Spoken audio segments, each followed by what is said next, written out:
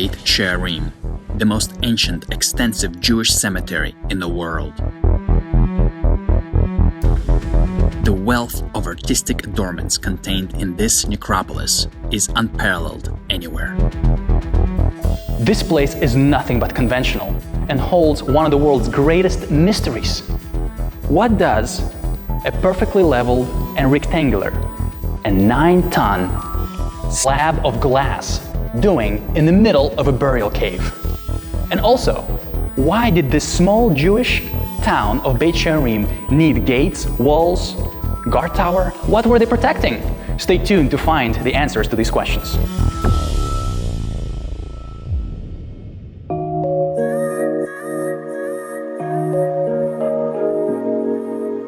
Beit She'arim was accidentally discovered by Alexander Zaid, a Russian immigrant who made the Aliyah in 1904. He was a famous guard who had a hobby, to dig. So in one of the outposts, he came here and started digging. What he found is one of the greatest archaeological discoveries in Israel, an ancient Jewish necropolis. Let's go and take a look.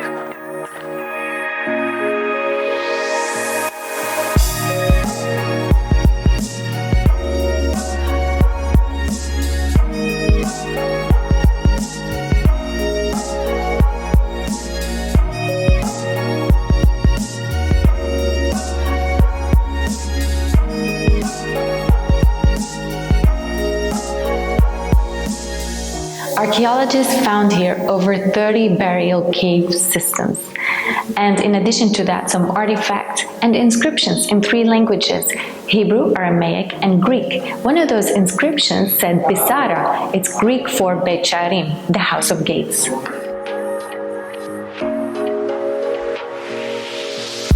This is the most ancient, extensive Jewish cemetery in the world. There is nothing like it in its artistic adornments.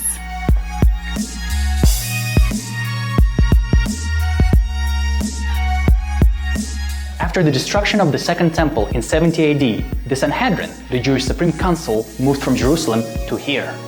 And with them, the head of the Sanhedrin, Yehuda, ha-Nasi. And Rabbi Yehuda ha-Nasi is believed to be buried right here in this cave system. We have inscription of the names of his family that are buried here, and other heads of Sanhedrin.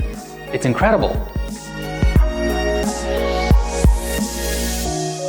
So why are there so many burial caves here? And why are they so fancy? Well, one theory is that after the Romans have prohibited the Jews to be buried on the Mount of Olives in Jerusalem, Beit She'arim became the alternative. And after the head of the Sanhedrin was buried here, practically every other Jew wanted to be buried by his side. I mean, after all, who wouldn't want to be buried next to the Prince of Judah?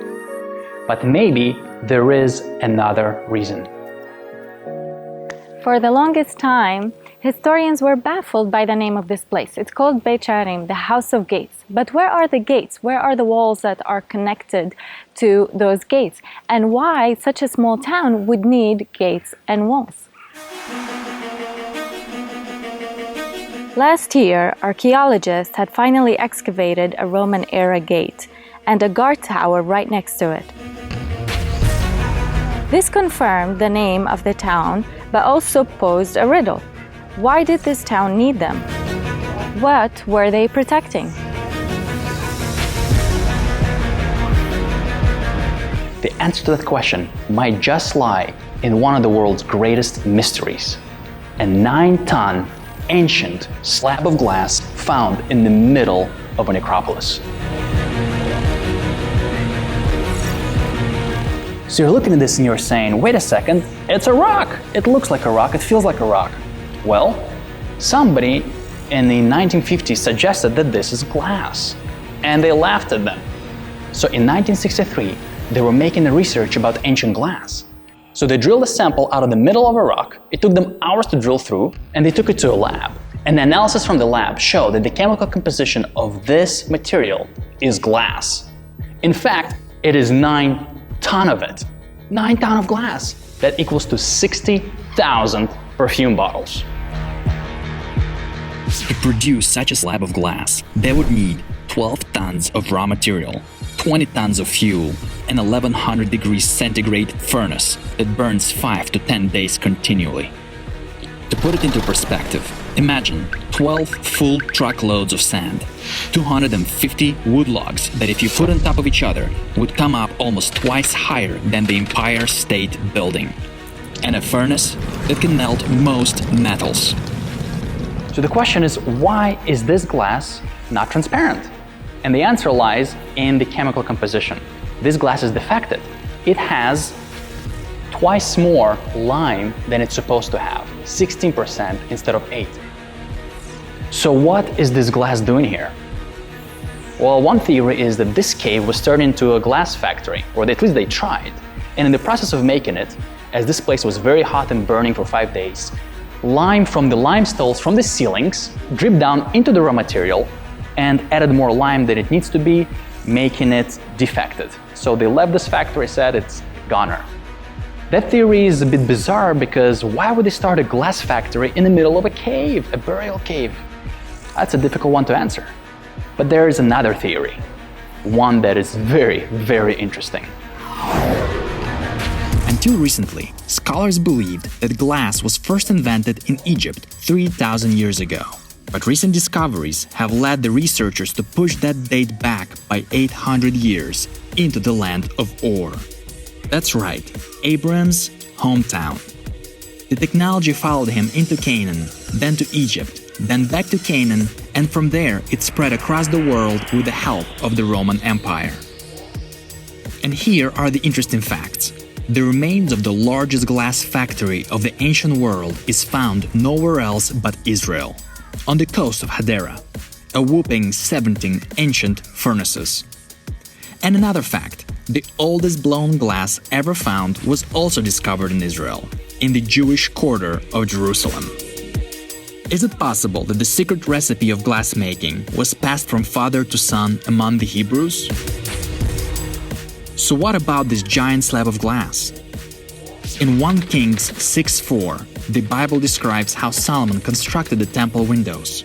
He made narrow windows high up in the temple walls. Looking at this verse in Hebrew sheds more light on this mystery. V'ya'ash labayit chalonei shkufim atumim. The word shkufim means transparent, and the word atumim means sealed. Transparent and sealed windows. Could this be referring to glass?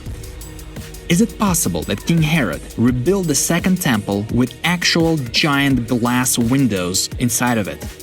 Could it be that after the destruction of the temple in 70 AD, one window survived but got contaminated in fire by the limestone temple walls? And what if the Jews were able to move this window to Beit She'arim?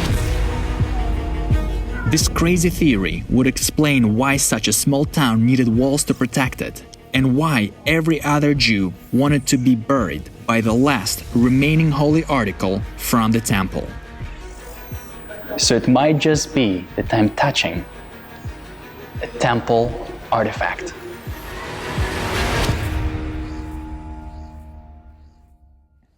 Did you like this video? Subscribe below and share it with your friends.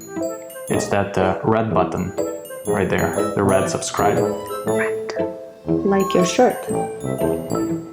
Like Fifi's wrath.